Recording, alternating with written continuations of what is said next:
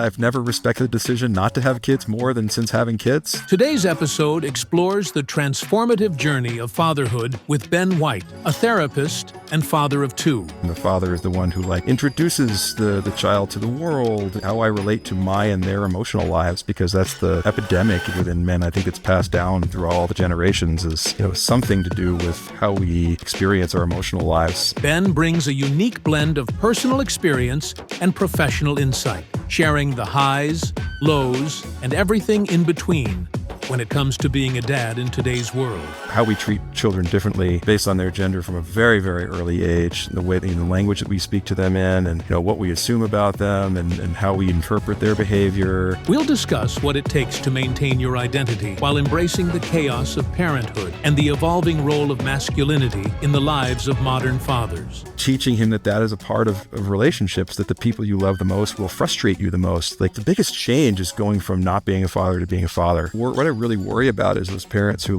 they lose it totally, and then they look up and their kids are 10 and 11, and the kids are want nothing to do with them, and they want to be with their friends, and they're like, wait a minute, what am I? I used to be something and I totally lost it. And it's really hard to regain. Have you ever wondered what masculinity even is in the modern era?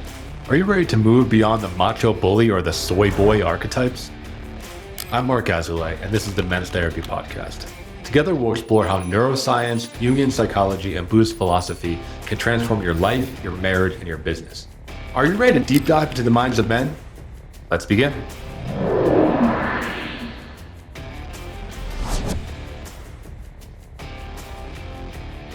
Hello, welcome back to the Men's Therapy Podcast. I'm your host, Mark Azulay, and I'm here with a good friend, a friend of the podcast, Ben White. So he's a therapist in private practice out of Lafayette, Colorado.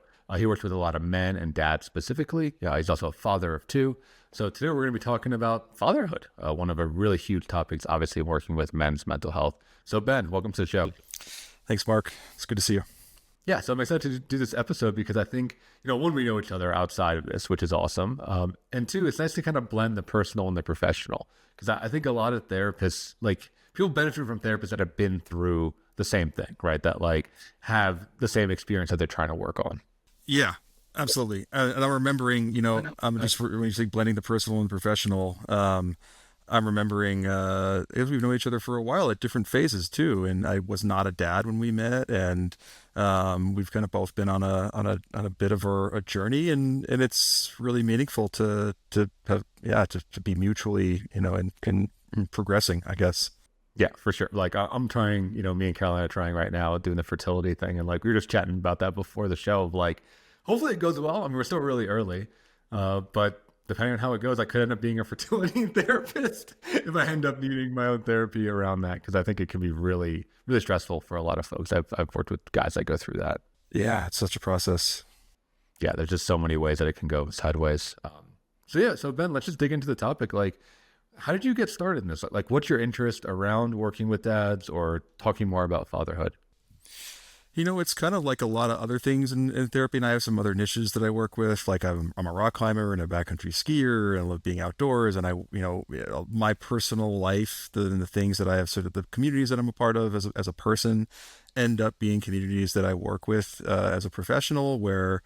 And of course, being you mentioned the journey of fatherhood, we have a 3-year-old and now a 3-week-old as of this Monday. And the process of being in sort of entering into fatherhood and being a part of now that, whatever micro, not so micro community that is, I experienced things along the way, and those experiences dovetail with my professional knowledge, my professional experience as a therapist, and I end up apparently with a lot of thoughts and a lot of a lot of things to say and a lot of ability to actually help people navigate that. But it's largely out of personal experience.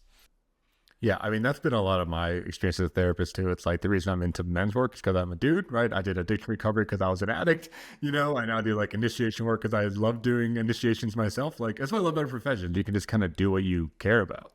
I mean, I didn't want to be crass and say well, Mark, it's because I'm a dude. But yes, that's basically it. So what are some of the major issues that you think the modern father has to deal with or that come up in their lives? Well, I'll try to talk a little bit about, I can, again, in the same way that my perspectives on it are informed by my own experience, I want to acknowledge that the way I would answer that has a lot to do with my experience and also recognize that I'm not the only father. They don't have the only, it's not the same experience for everybody. But generally the categories fall into, like, what comes to mind is we just had our second kid, and people have been asking us, and we were really concerned about, like, how is that going to go? Like, we used to watch our friends like try to do man-to-man defense. Like, this is the joke. If you're, I have some hockey playing friends, and they're all like, well, you're going to go from being on the power play to man-to-man, and then if you do it, if you have another one, then you're going to be on the penalty kill for the rest of your life. And we were looking at that and watching our friends try to juggle that, like, holy shit, can we do that? And there's this, we had a lot of fear and reservation about, adding another kid to our life, and trying to reorganize around that. But it turns out, like, I feel like the biggest challenge for me with fatherhood, and I think I hear this from a lot of other dads that I work with too, is the biggest change is going from not being a father to being a father. We have a way of doing things and a way of doing life, and accustomed to, how we go about our days, and that just gets leveled, like totally leveled, and your priorities change necessarily, and that's a big adjustment. But now we're kind of in that, it turns out we're kind of in that mode already from our first kid, and we're just slotting another one into that framework that we've developed over the last couple of years of, basically amounts to, like, putting yourself second and making your kid a priority, and making everything happen that needs to happen in their lives. Yeah, did you go through like a grieving process around that? I mean, I think our industry is just now starting to talk about like postpartum for men. I think it's something that's been neglected for a long time, of that impact that you're talking about, of losing individuality and freedom and flexibility and all these things, right? Control in a lot of ways. Yeah, I mean, if you're worried about that, are you thinking about that? I Oh, certainly for sure. was. Yeah. Yeah. Yeah. I was terrified. I used to spend so much time in the outdoors, like my way of exercising. I can't do gyms, never really enjoyed it. Like, I needed like 4 to 6 hours of like a solid hike or something, or trail run. And, like, the reality of what I need, how I was accustomed to taking care of myself. And then, like, the whole identity around it, like being being into hiking and climbing, and, being a skier. And, I was terrified about losing that. And I would say, if have I grieved? I mean, I think I certainly had to reorient myself around, how those were parts of my life. But I don't think it's over by any means. I mean, like, I feel like it's what I've come around to is that this is like a phase. This is having young kids is one thing, and it means one thing for how I'm able to, indulge in the other activities that I loved before I was a father. But it won't always be like that. Like, they're gonna be in soccer camp, soccer practice, and they're gonna be in plays and whatever, and like, I'm just feel like I'm trying to hold on to myself so that I can make sure when I have more time for it that he's still there. The person I've always been.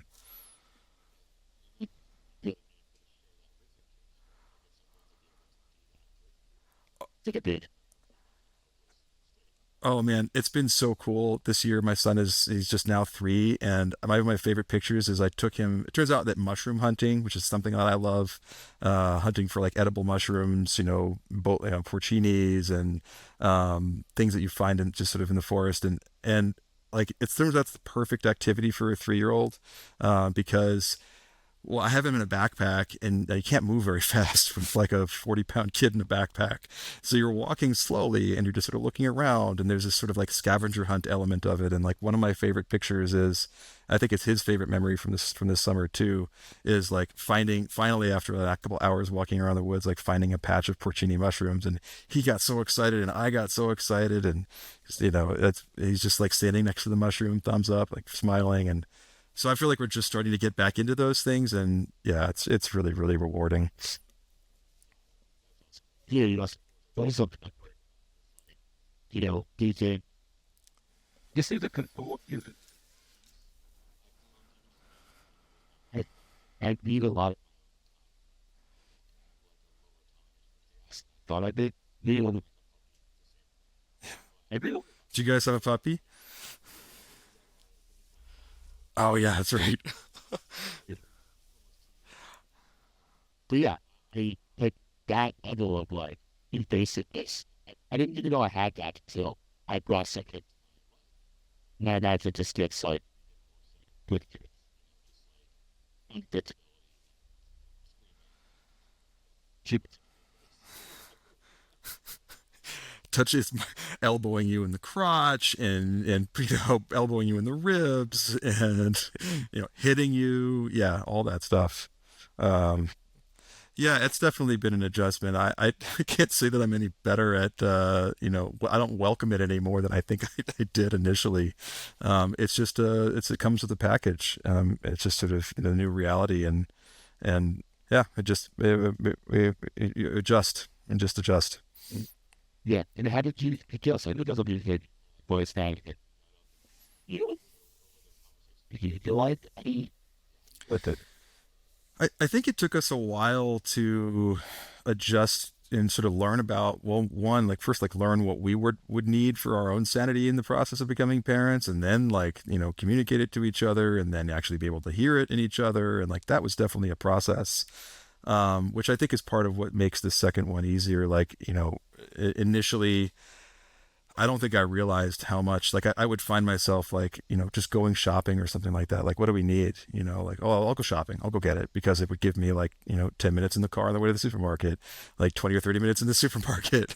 And then, maybe I put a podcast on or something and walk around. And that was like just having some time away, where we have a small house too. So like the invasive aspect of children is definitely like, we're all there all the time, even, and so learning that, I started to realize how much, I did need separation. And it also then took us a while to recognize and be able to like ask for that and recognize when we needed that, and to respect that in each other. We both have our own versions of that. And I think that we just had to learn the cues about when we were needing things like that.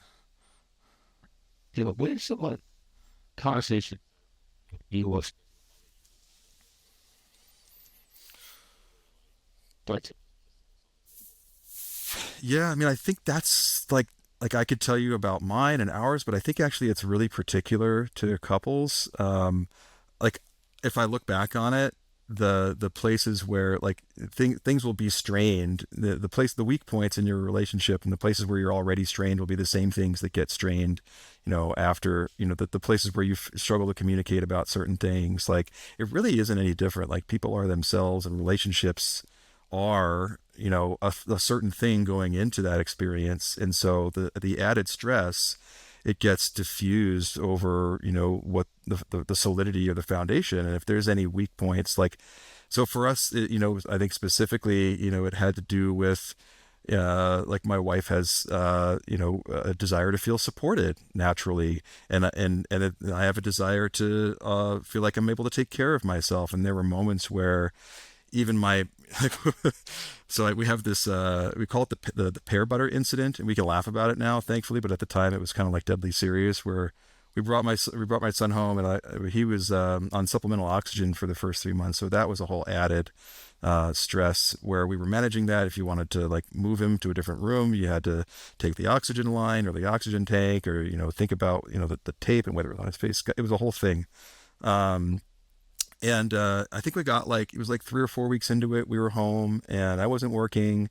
We were both just home, like sitting in the living room. And across the street, there's this pear tree that only fruits like once every 2 or 3 years, that I had harvested once in the past. It belonged to an old woman who's since passed. She died during COVID. And I was just watching. It was like a banner year. It's a bumper crop for pears, and I was just like watching it bloom the whole time. The son was born in August, and so like after a few weeks, like they were like prime at the end of August, early September, and I was like, I'd just been watching them, and I feel like I was like trapped in this like crying infant prison inside. And like I was just like, one day I was just like they seemed to be comfortable from my perspective. She was there, he was there. I was like, I'm just going to go harvest some pears. I'll be right back, sweetheart. It'll be like half an hour. It's like literally right across our street. And I dragged a little plastic sled across the street. I like brought a bunch of pears down and brought them back in. And like, I could tell by the time I came back, she was not happy. Like, what are you doing? And I proceeded to like, chop them up and put them in the slow cooker, add some whatever spices and whatnot. And I made a bunch of jars of pear butter. And it was like, to me, this was like life, like I was like living again. And to her, it was like, how could you leave me here with this baby? And we talked about it a lot, and stands as this sort of example of how we were so different in what we were needing in response to the additional stress of being parents. Like she needed, to feel my presence, and I needed to just be able to go do something that made me happy that I used to do before. I needed to have some connection to myself as a person beyond just, putting the right tape on an oxygen cannula in an infant's nose. Like there's only so much of that I think anybody can tolerate. And so we knew this about each other now, going into the second kid. And I think now, having learned that, we like can look at each other and recognize what's going on, and we have a lot more respect for it. And also, like, having an easier kid and no medical issues, no complications, makes a big difference too, which we feel very fortunate for the second kid. Yeah, I really love that story, because I think me and Caroline are going to be the same. I'm actually going to tell her that later tonight. Be like, this is what I learned from Ben, and it'd be the same thing. Do you guys have fruit? Do you guys have fruit trees? No, we don't. But I cut down a lot of trees and split a lot of logs. So it might be something like that. Is it therapeutic? Do you find that therapeutic? Yes. Yeah. Or house, like doing DIY projects and things like that, right? Like, but what I'm hearing from you, and I think it's very similar to me, is like this identity piece. It's like, for me, doing those things is my identity. It's my hobbies. It's things I'm good at. It's things I like really spend a lot of time thinking about. And I imagine for you, and I think I'd be in the same boat of like, feel like I'm losing my identity into just being, a caretaker for a child and not having any sense of myself. That would be very scary for me. Yeah, I mean, I think that's the trick. Is like there's definitely, the situation has the potential for it to get totally lost, and I see that happen to parents. Like I see that happen to people. I have clients, who are parents who talk to me, not just dads but moms too, who talk, lament to me about the loss of their identity. And I don't want to say like, I'm not going to just sort of like wash over the situation and be like, no, like hold on to yourself, like you're fine. Like it changes things. Like there's no way around that. It changes the time that you have. But I feel like the task is just not to totally lose yourself, because it's a reality of having young kids. Like your presence, like, is needed in a different way for different tasks, for different things. And like the time you have for the things you used to, define yourself by is less. I think that's just a fact. But if you can manage to retain, like what I really worry about is those parents who like, they lose it totally, and then they look up and their kids are 10 and 11 and the kids are like, want nothing to do with them, and they want to be with their friends. And they're like, wait a minute, like, what am I? Like I used to be something and I totally lost it. And it's really hard to regain. So like, I think my wife and I both recognize that we need to have some connection to that, because that's going to be important. Like your kids need a person as a parent too, at some point. Right now, they don't care if I'm a person. He kind of does, but not really. He's, kind of just wants just a provider, right? Yeah, he just wants me to pick him up when he wants to be picked up, and so on and so forth.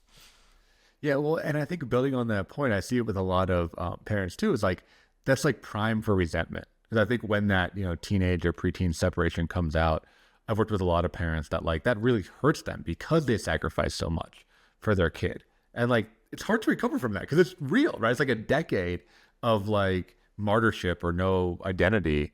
And then that one day when the kid like doesn't think you're cool anymore, it's just like got to be a gut punch. I mean, honestly, I haven't experienced it myself, but like, I think that just like breathed the toxic family dynamic. You're like, look what I sacrificed for you. I gained 30 pounds and I gave up everything I love. And now this. Right. And now you're not going to do your homework and you're going to tell me I'm a piece of shit, right? Like, what the fuck is this about? I mean, I still have the fantasy, like, I don't know how it'll work out. Check back with me again in 10 years. My oldest is 13. But I still have the fantasy, like, I really want to stay cool enough to maintain his respect throughout, his young adulthood. Like, and I think I worry about if, you lose enough touch with yourself, like if I stop climbing or I stop skiing or stop doing any of these things, like I'll be irrelevant to him at a certain point. And I do not want to be irrelevant to him or my wife or myself, like, yeah. But that's my fantasy. He'll still look up to me as a teenager, but it just be a fantasy. We'll see. Well, I think it's possible, right? And it kind of dovetails into the next question of like, have you thought about what it's like to be the masculine pole in your relationship, right? To be like father versus just being parent.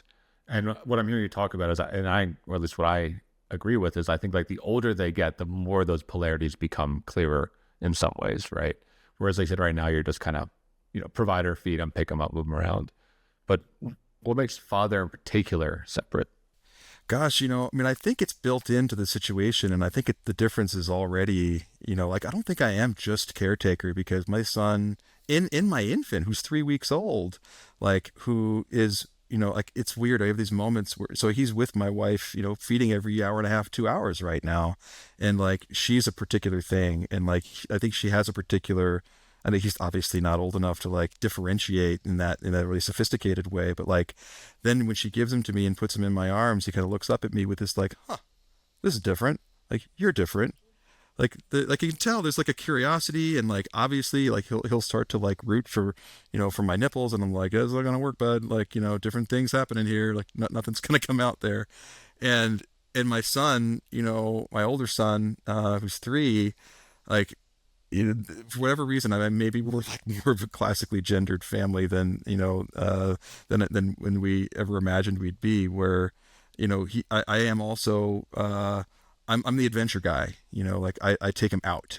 My wife is, even though I do a lot of the cooking and shopping, like I also like shopping is an adventure and mushroom hunting is an adventure, and I think he associates me with like the stereotype I'm thinking about, and I don't know if it's a bad one. I mean, stereotype in a bad way is like, the father is the one who is the first, external worldly object. The father is the one that like, the mother is the one who's like, at home and like caretaking, and the father is the one who like introduces the child to the world and, helps him learn about things. And I think obviously both parents can do both. And, parents of whatever their gender identity is, like those roles are fluid.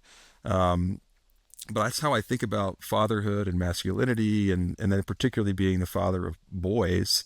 I do think a lot about being a role model for, how I deal with, particularly around like how I relate to my and their emotional lives, because that's the epidemic within men. I think that's passed down throughout all the generations is, something to do with how we experience our emotional lives, ourselves and with each other. Yeah, I mean, that's supported by, there's a great book, Boys and Men, that you might have read, right? That is, I haven't read that one yet. No, yeah. Check it out. Check it It's out. like a ton of research, and it's kind of like a meta-analysis of masculinity, and it was written like the past 5 years. So it's pretty up to date as like what men are struggling with, right? And one of the studies that they quote is this idea where they just like kind of secretly observed families on a playground, which is creepy in its own way, but whatever. And what they saw like ubiquitously is like the masculine partner, whether that's the man or someone that's presenting masculine of a different gender, like was on the playground above the kid, right? Like encouraging them to climb higher. And then the moms or the feminine partner was more on the bottom of the playground, there to catch them if they fall. So, and that seems like that was like an incredibly, like super, super common, right? I think it was like 70, even 80% of couples, that just tends to be where they tend to naturally go. And they talk about this idea that you're talking about of like, fun dad versus safe mom, right? And like kids need both. But yeah, the role of the father is like kind of challenging them to climb higher. That makes me feel really good. I feel like maybe I'm doing something right, because I feel like I do both with my older son. Like I take him to a rock climbing class every Sunday, and I both will put the little tiny stuffed animal up on the higher hold that he to set his goal to where he needs to climb, and then I'll climb back down and like talk, be there, be supportive, and talk with him, and actually put my hands on him when he's scared to let him know that if he falls, I'm there. So I feel good about. I'm going to keep that in mind. It gives me something to aspire to. Yeah, I think that's awesome, man. I mean, I talk to a lot of my guys about like masculine love, and it's just that. I mean, the example you said is just that. The way I talk about it is like true masculine love, I think, is like setting the goal. And that's hard as it is, right? It's like setting a goal that's like not too hard, that you're setting up your kid for failure, but not too easy that the kid feels patronized and not seen, right? Feels like kind of like that he's being underestimated. So like that's hard enough. It's like set the goal, put the stuffed animal there, right? And then coaching them to get there, being like, okay, here's the goal. We had the challenge, but now I'm like walking beside you as we get there. So that's awesome. I mean, it sounds like that story perfectly encapsulates what I would define as masculine love. Yeah, and it's hard. I guess it's hard as it changes too. Like, one day my son does this thing where like the first time he does something, he's super bold and he'll just go for it. And then he'll like probably get a little bit scared in the process. And then the next time he goes to do it, he's like, whoa, whoa, whoa, wait a minute. Like, I don't know if I could do that again. So I have to then adjust like how I'm paying attention, what I'm paying attention to, and where I set that bar, and how much support and when. And yeah, it's fluid. That tracks for me too, I think. So you mentioned that you're raising two boys, right? Like, what do you hope to pass along as far as like what masculinity is or what it means to be a boy, or any of that kind of stuff? Like, what lessons do you hope to teach them? Oh man, what a question. Yeah. I mean, I have I've come around to really. I love the idea that as a member of the masculine, I don't want to call it a tribe, but like as this member of this like member of the men group, whatever that is, like it has been not one thing, but it has been various things over the course of time. It has meant things in different cultures, and it means something different in our culture. And the cool thing about it is that I'm excited about the idea that I now, as a senior, becoming senior member of this group, all of a sudden that we get to shape it and make it into something that's more to your liking.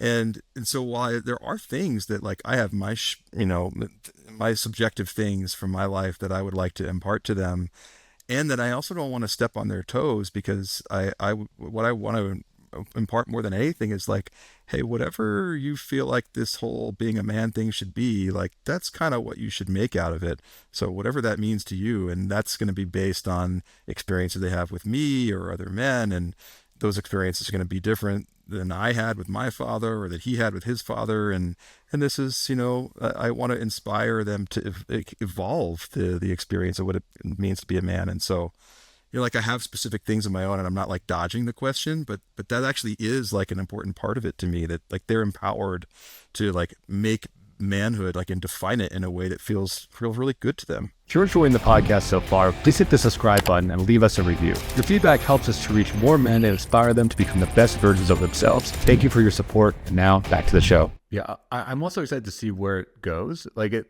seems like it's going more towards just kind of like, evolved masculinity or awakened masculinity or whatever stuff we talk about on the show, and that I hope to instill in clients. When I look at the boomers and some of Gen Xers, it's a lot of like that toxic masculinity, right? The like tough guy, bully, might makes right? Just kind of like push people around, take all you can get.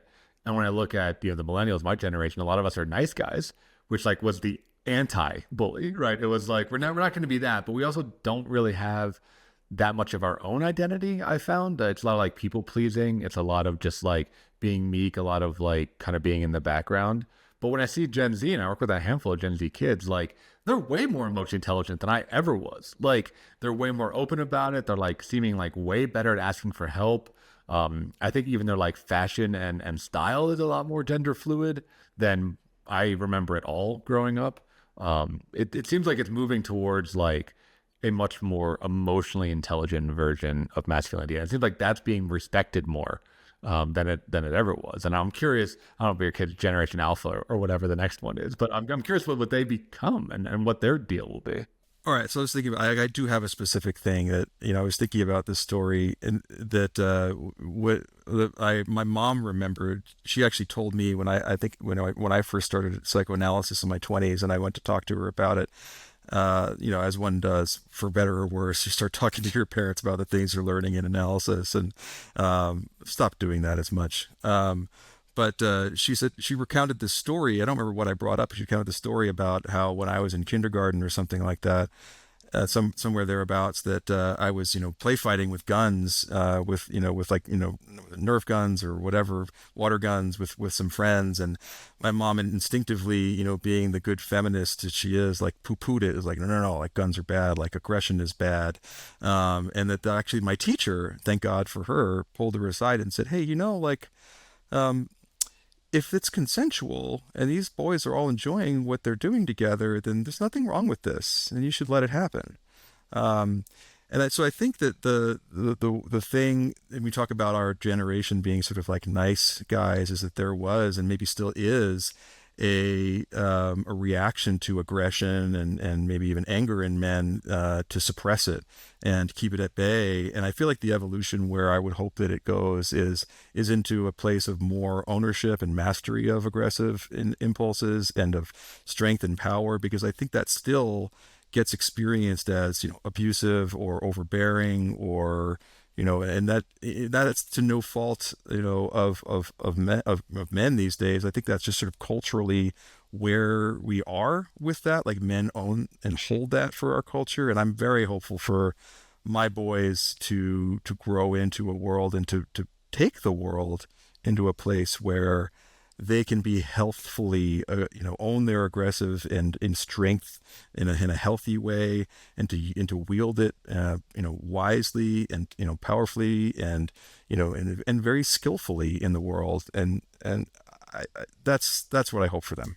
Yeah, I think that's well said. I think that, yeah, our generation was that, right? It was either raised by, kind of that first wave feminism. The feminism has advanced a lot since then, but a lot of our parents were in that first wave that was very anti-masculine. And, the millennial generation were the kids of divorce. So many of us didn't have a father in a way, right? Or our father wasn't as present.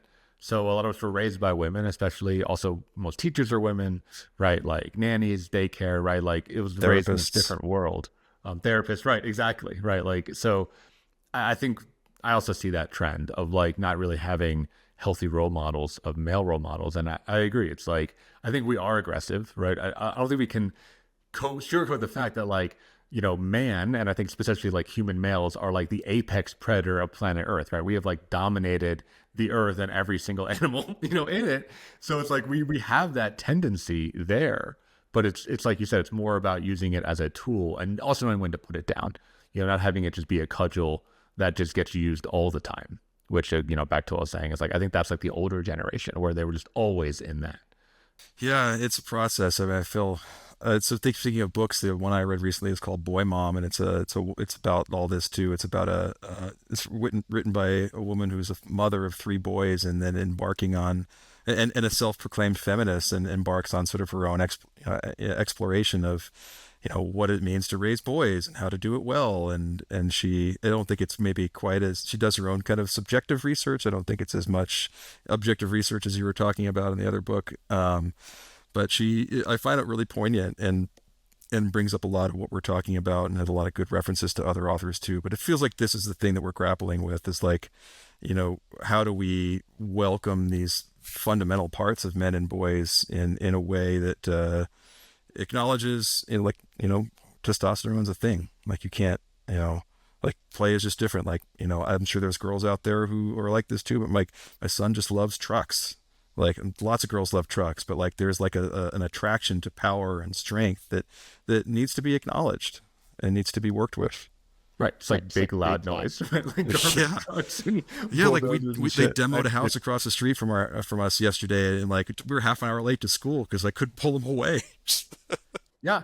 Yeah. Well, and to go back to kind of like ancient wisdom, right? Like the male energy is the destruction energy, which is necessary. And the female energy is the generative energy, And it's like, we need destruction sometimes. There is time where you need that kind of like aggressive kill energy, right? Versus the nurturing gatherer energy.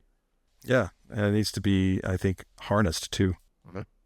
Yeah. But, I'm curious also, as you're raising boys, like, because the role of males, all that being said, is changing, right? Like, we don't have physical threats in our life really anymore.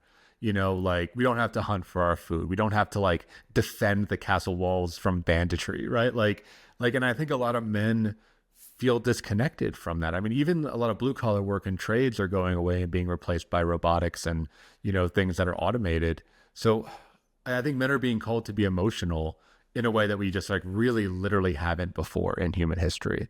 So I wonder, I guess, A, do you agree with that?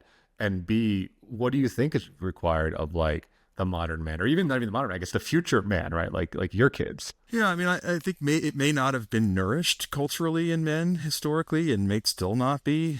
But I feel like it's one thing that's really evident in raising boys. I mean, maybe not so evident in my 3-week-old, but definitely in my 3-year-old, who I think that men and boys are not innately unemotional, or like we're not born with an inability to experience and express ourselves. This is part of what the Boy Mom book goes into, is how we treat children differently based on their gender from a very, very early age, and the way, the language that we speak to them in, and what we assume about them, and how we interpret their behavior, and so what I've learned or had reiterated, which I think has always been true to my experience too, like it was always curious to me, and still always is, when like somebody approaches me with the assumption that, like, because I'm a man, I'm bad with emotions, or XYZ, or I must be, aggressive or angry or intrusive. Like, the word "don't be a dick." Like, there's this reference to even your anatomy as something sort of, unwanted and intrusive. And like, it's just all over the way we view men and boys. But there is, like, my son is so sweet. Like, we were really worried about how he would relate to his new baby brother, and like, all he wants to do is, and partly out of, I think, a desire not to be left behind, if he wants to be a part of it, he like wants to feed him with a bottle, and like, wants to put his hand on him to calm him down. He's like very, very aware of when he's upset, and like wants to make sure he's taken care of, and he's so emotionally attuned, and like he has such strong emotions himself that need to be recognized. And like, I just think that isn't, although we might not be encouraged to recognize that, and the culture might not recognize that in men enough. I also hope that we're able to bring that along in this generation of men too. That it's not like it's not there. I just think that it's kind of in a way trained out of us, and we're rewarded for being something else and not acknowledged in a way. It's sad. Yeah, I think that's true. I think there is like a hazing process in some ways, right? Or like a punishment process around that, of not being able to like losing that emotional part of ourselves. Because I agree. Like, I think it is innate, and I do hope that there's more ways to nurture it, and ways to express it in a masculine way. To like leverage emotions. Another thing I talk to my guys about is a lot of dudes are afraid of being emotional. And what they think of emotional is they think of like crying alone on the couch, puddle on the floor. Having like a pity party, right? But it's like, I asked them, like, go listen to some speeches by Martin Luther King or like Gandhi. Like, these are men that like are leveraging emotion in a powerful and like very masculine way of like being leaders, but their speeches are very impassioned and very emotional, and draw on themes of grief and sadness. But it's used as a force, right, to change the world, rather than this kind of like pity thing that I think a lot of guys are afraid of. And I think of that when I think of your son, right? He's like losing his emotions to change the world, right? To take care of his little brother. And he's trying very hard.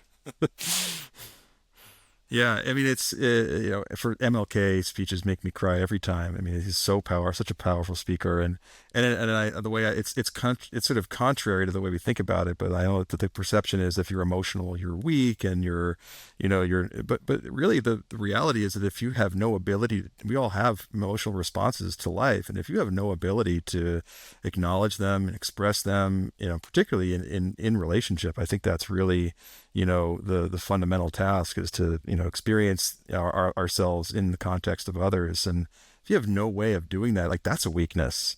That's a real vulnerability, because shit's going to happen.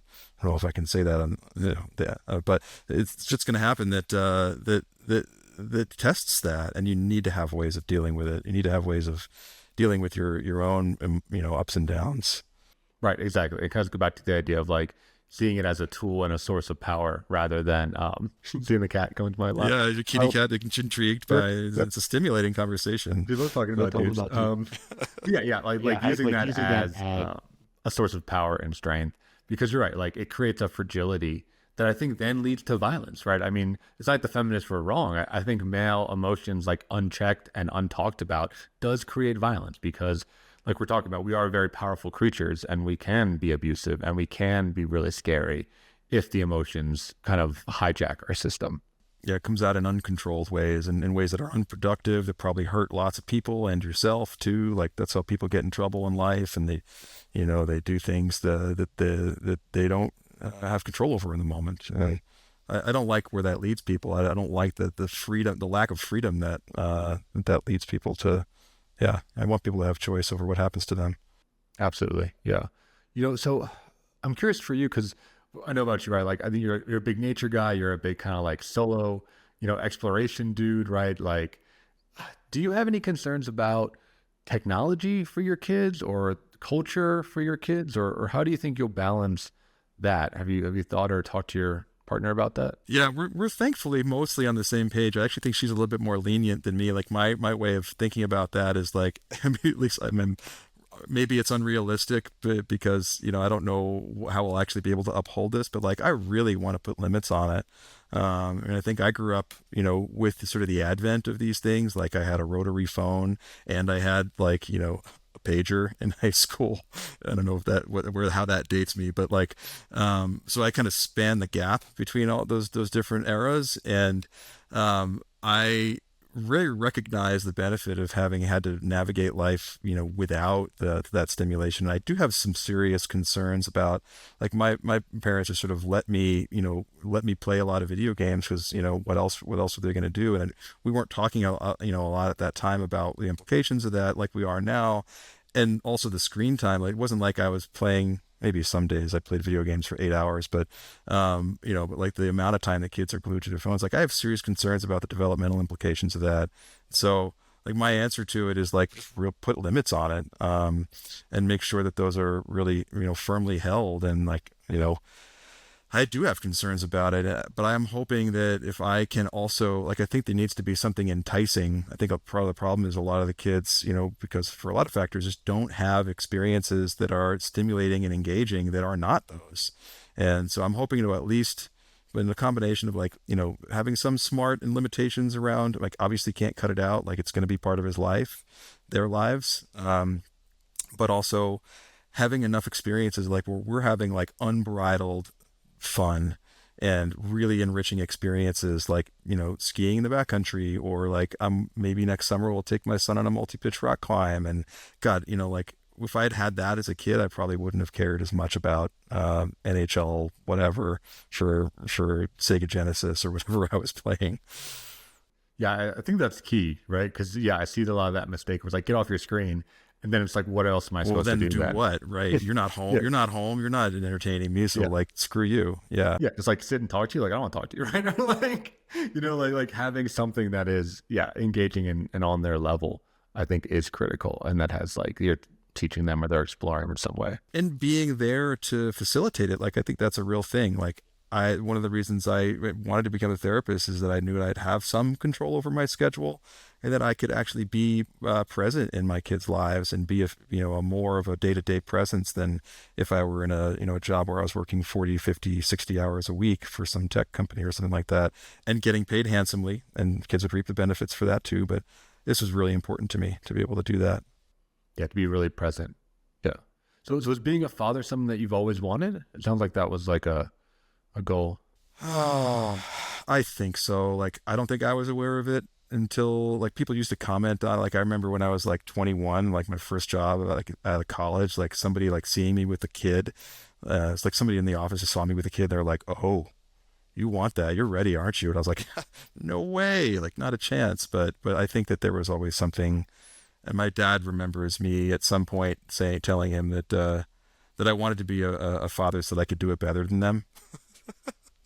And he, encouraged it. Thankfully, it was one of the things he did. He was very generous about. Was encouraged. You should go do it. But I think it's been there. I just don't think. Yeah, I think it's always been there. Yeah, because I hear that question a lot. Right? Is like, especially from guys kind of in my phase, is like, how do I know when I'm ready? And I think like kind of the stereotypical advice is like, you're never ready. But that's not helpful. So I'm curious. Like, is there another answer to that question? Like, how would someone know if they're ready? I mean, I think there are like tangible things, not like you can and should wait to be like, okay, now I'm ready. But like, it certainly does help to have a few things in place. Like, I think that there has to be, like, I think the reason I didn't do it, I didn't meet my wife, and we didn't have kids until later in life. And I think that readiness has everything to do with, like, I think I was aware for a long time that although I wanted it someday, like, don't think I was in a place emotionally, with myself, that I could handle that kind of an arrangement. And so it didn't feel right. And in a way, like we weren't really ready either. Like you can't really ever be, but I think there is, and this is my, shameless plug for therapy. Like I think that there really is a point at which, not like you can't have kids without it, people do have kids all the time for all kinds of reasons, but in terms of feeling ready or like being ready, it really did come through increasing my skill at knowing myself and working with myself, and also being able to sustain and engage in relationships. And that only comes, I think, through intentional therapy. Yeah, I think that's also true, right? And I think like what I think also gets neglected, especially from fathers, is like so much of the work is emotional, right? I think we get stuck on the physical work of like driving the kids around and feeding them and all the money we have to pay, right? Like I think these are the narratives, especially in like male culture. But even all the examples that you brought in of like knowing how to comfort your kid when he's afraid, or being contained yourself so you're not creating like an angry vibe at home or a chaotic vibe at home, right? Creating a sense of peace and grounding. Like so much of this work is on that psychic level that I do think that therapy and like handling your own emotional state is probably the first and foremost thing that you can do. The material stuff is easier, I think, than that. Yeah, and also, knowing, I think, or accepting that like you never really finished that project, and like it's not like my son, maybe there's something about, he's especially, sophisticated in his testing of boundaries and limits, and he's very verbal, and so like he's like objectively maddening. Like we have interactions. Like if I were to like read it to you script for script, you'd be like, how do you not put your fist through a wall? Like I want to sometimes. Like it's not like he doesn't get to me, but I'm never physical with him, and I'm visibly frustrated. But the times where I feel like I cross into, not when my ability to contain myself is overcome, knowing that like that's going to happen, and being able to talk about it with him. Like we have this refrain where like, if we've had a disagreeing argument about something, or a moment of tension, or half an hour of tension, of like, coming back to each other, and me coming back to him and being like, I'm sorry, I got frustrated, bud. Like, here's why I was frustrated. I love you no matter what, right? Even when I'm frustrated, I know, and having an ability to stay connected, and actually, I mean, relishing teaching him that is a part of relationships, that the people you love the most will frustrate you the most. Like people who you don't care about can't frustrate you. Only the people you love can. And that's a part of, that's a part of what we have to learn to navigate with people that we love. And so I think that that's always available too, even for those moments when you're, unreadiness is apparent.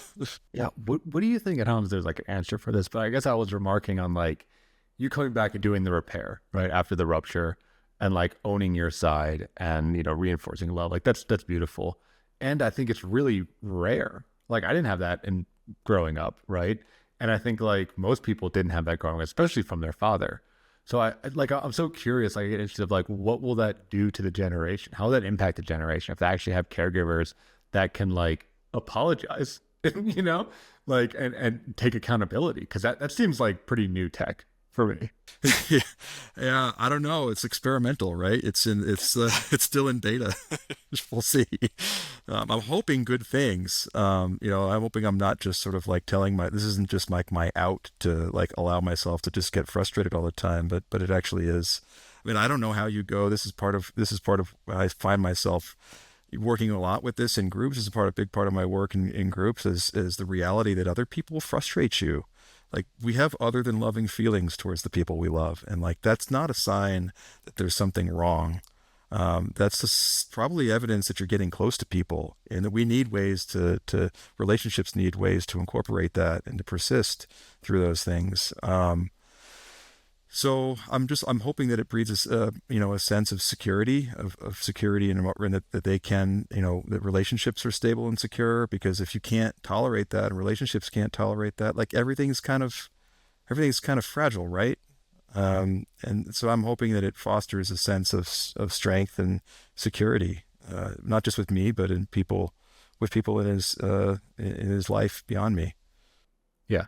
I mean, I think that like is the antidote to the nice guy thing, being like relationships are complex. They're not good all the time. Because I think most nice guys, and I was very much in this boat as a recovering nice guy myself, it was this idea of like, either it's good or it's broken, right? And like not being able to tolerate any kind of nuance or any kind of gray, and needing to fix whenever there was any kind of like, upset or turbulence in the water. Yeah, I mean, this goes back to one of your earlier questions about, evolving as a man. I mean, another way of saying it is like, if I'm honest, yeah, maybe I'm a recovering nice guy too, where I've had to do a lot of admission to myself and learning about how to acknowledge that I'm not sometimes, and how to live, how to work with that skillfully, and how to take responsibility for that in relationships, and then the more you do that, like actually the less destructive it is, and the more secure all relationships are. Right. And that's, I guess, the thing we talk about in therapy, where it's like, it is just communication. And I think people Radical, right? It's hard. It's super hard. Yeah. Yeah. Yeah, I've had to learn that I think people have way more emotional capacity than I think that they do. And they can deal with, especially people that love you, right? Like your spouse, like they can deal with ups and downs as long as it's talked about, versus I think the very fragile version, which I was certainly a part of like everything has to be good all the time. And any kind of like bump is catastrophic. Right. So all that energy is destructive to the relationship, as opposed to like bringing it back to each other and making something out of it in the relationship. Yeah, it sounds so simple, but it's really hard. In practice, it's really hard. Super hard because you have to reprogram your whole brain, right? I mean, especially if you, like for me, it was terror to even say anything to Caroline, right, about me being upset, or even asking her for anything, because, maybe similar to you in some ways, I highly pride myself on being individualistic and being self-sufficient.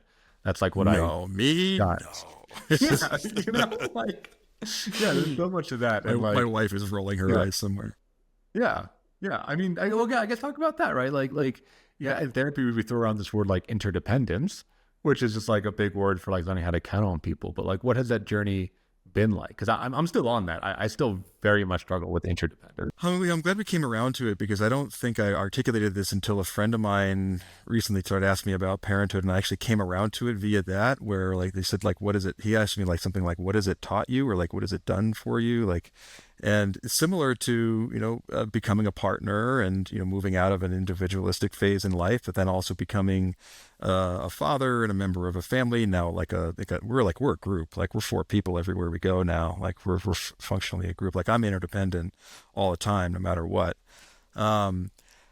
It's the thing about having a kid is it's one of the, and not to say that people don't do this, like people dip and peace out all the time, and unfortunately like can't tolerate whatever it feels like to be in that role, and with much damage in the wake of it. But like my way I experience it, I don't have that option anymore.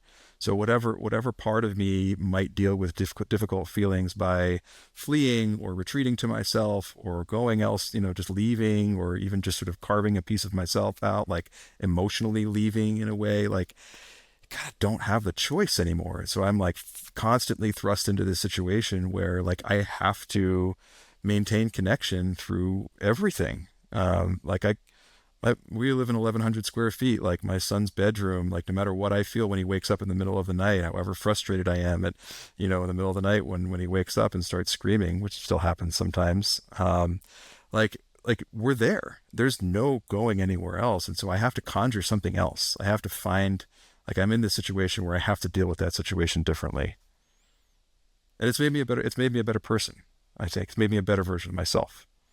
Yeah. I mean, that is like my selfish reason, right? Or self-centered reason for having a kid is like, I do think it like refines the psyche. It's like a forcing function to learn some things and to really just continue to mature in a lot of ways, right? And I guess interdependence is one, being able to like, put your own needs to the side, but out of love, not out of resentment. I've done a lot from resentment, but out of like love and care, and truly, yeah, just like foster another being.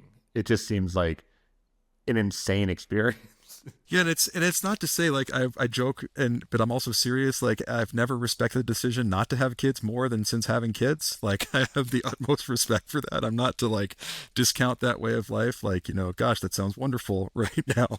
But also like there's a level of complexity that's forced into my life, and there's a level of growth that once you make that leap, like I will be forever growing in this process. Like there's no way around it.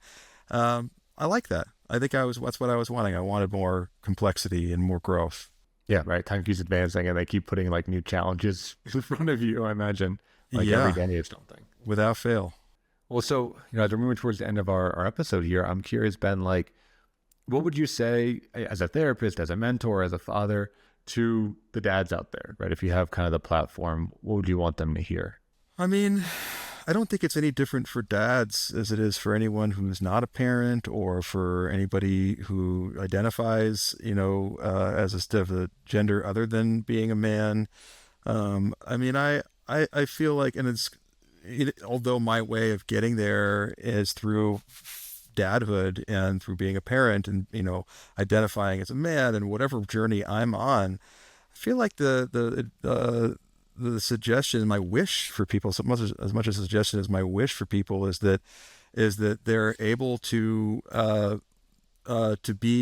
know more about themselves, to be free to be themselves in their relationships, and to feel a sense of security in that, both internally, but also being able to bring that whether they are a parent, whether they're not a parent. Like I really worry about the prospects for someone's emotional health if they're stifled in their ability to be who they really are in any context. Like there's going to be places where like, yeah, you kind of like got to put on a face at work, and they can't really say what you're thinking, in a work meeting sometimes. Like probably not the place for it. But I'm not talking about what you say as much as like your freedom and everyone's freedom to experience themselves in their multitudes, good, bad, ugly, everywhere in between, happy, sad, angry. Like, I wish for people, however they want to go about, seeking that. Like that's really that's my wish for everybody. That's what I try to instill in my clients. I think that's really well said. Yeah, kind of like taking up those masks and shedding all those roles and expectations and having life be an expression, right, rather than a performance. It's so freeing. I mean, it's part of the reason why it's enjoyable to talk to you, and why I wanted to have this conversation, and it's fun to talk to you, because having it takes a while sometimes to be free to be yourself, and you've always been good at drawing that out in me, and I appreciate that. I always feel that when we sit down for breakfast, or whenever we have contact, even if a lot of time elapses in between. Oh, thank you. I really do. I appreciate that. You're a great therapist, I'm sure. Well, Ben, thank you so much for joining us. Where can people find you online or learn more about you and your work? Yeah, so my website is always up, benjaminwhite.us. BenjaminWhite.com was taken by some guy in Australia, even though I tried to buy it from him. BenjaminWhite.us. I update it occasionally. It may be out of date, but my contact info is there, and I always welcome contact from folks. Great. Yeah, we'll put that in the show notes, as well as some of the books that we mentioned today during the episode, if you feel inspired and want to pick it up. Thank you again for tuning in for the Men's Therapy Podcast. If you've enjoyed this, please subscribe, do all the comment, do all the social media stuff, send to somebody who you think might benefit as well. And we have a video podcast now, so check us out on YouTube, on social media. Everything is under Men's Therapy Online, which is my company, kind of the overarching brand that the podcast is under. And you'll see, highlight videos, clips, reels, as well as all kinds of content to help you become a better man and really just evolve as a human. So thank you so much for joining us, and we'll see you next week, another episode of the Men's Therapy Podcast. Thanks for tuning in. If you enjoyed today's episode, please subscribe and leave a review. And don't forget to visit menstherapy.online to learn more about the work that we are doing to support and inspire men. Until next time, keep moving forward.